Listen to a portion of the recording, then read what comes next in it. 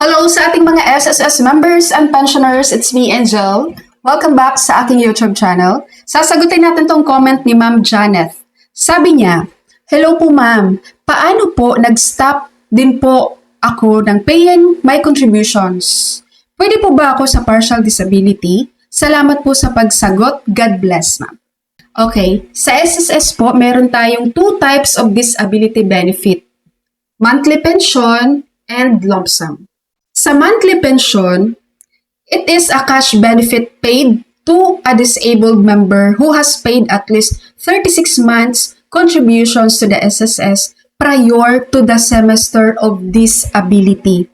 So monthly pension po ang matatanggap ng isang disabled member kapag meron po siyang at least hindi bababa po sa 36 months na contribution sa SSS bago ang semester ng kanyang disability. So sa nag-comment po, kapag po bago ang semester ng inyong disability or ng inyong sickness or ng inyong injured, may mga contributions ka po doon na hindi po bababa sa 36 months na contributions, ikaw po ay makakapag-monthly pension sa SSS bilang isang disability pensioner. So ngayon, ano po ba itong semester of contingency? Halimbawa po, ang iyong date of disabled or date of sickness or date of injured mo ay August 2025. Alamin natin ngayon saang quarter pasok itong August 2025. Sa isang taon, meron tayong 4 na quarter, di ba? First quarter, January, February, March. Second quarter, April, May, June. Third quarter, July, August, September. Fourth quarter, October, November, December. So, kung nagkasakit ka ng August 2025, pasok ka sa third quarter, July, August, September. Okay, so ngayon kukunin natin, ano bang yung semester of contingency?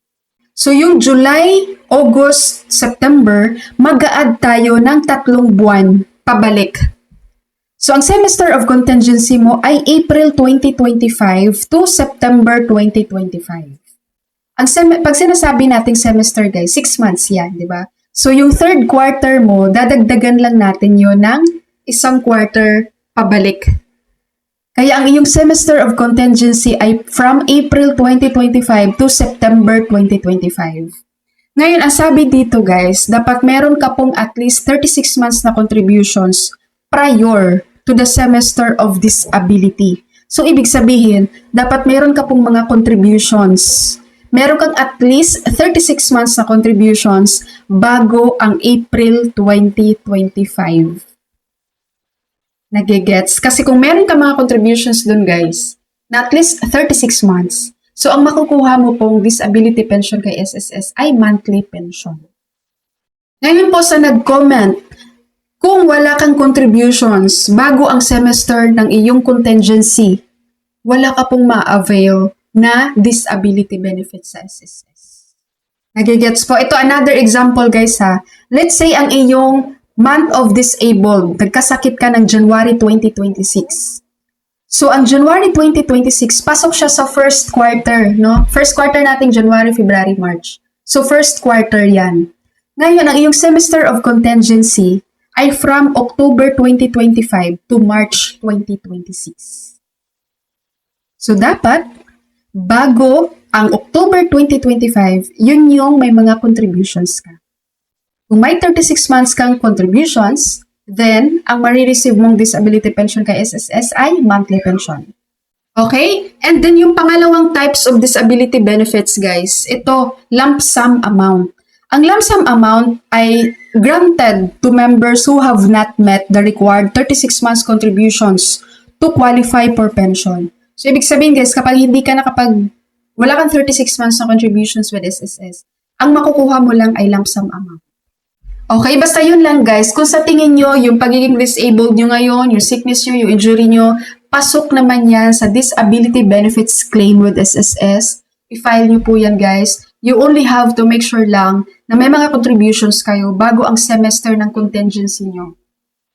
Kapag may mga contributions yon, makakapag-avail po kayo ng benefits na disability with SSS. And also guys, ang filing po ng disability claim with SSS guys, ang prescriptive period niyan ay within 10 years. So kahit ilang taon nang nakalipas guys, basta paso pa siya within 10 years, pwede ka pa pong mag-claim ng disability benefits mo with SSS. Basta lang, bago ka nagkasakit, bago yung semester of contingency mo, may mga contributions yon. Let's say for example, ngayon ay 2025, di ba? Tapos nagkasakit ka or na-injured ka noong 2020. Tapos ngayon mo lang naisipan, qualified pala ako sa pag-file ng disability claim kay SSS. Pwede po. Basta, bago ang semester ng contingency mo noong 2020 na yun, nagkasakit ka guys, may mga hulog yun. Makakapag-avail ka pa rin. Makukuha mo pa rin ang iyong benefits na disability claim kay SSS. Okay, SSS members and pensioners, that's all for my video for today. Thank you so much for watching everyone. God bless you all.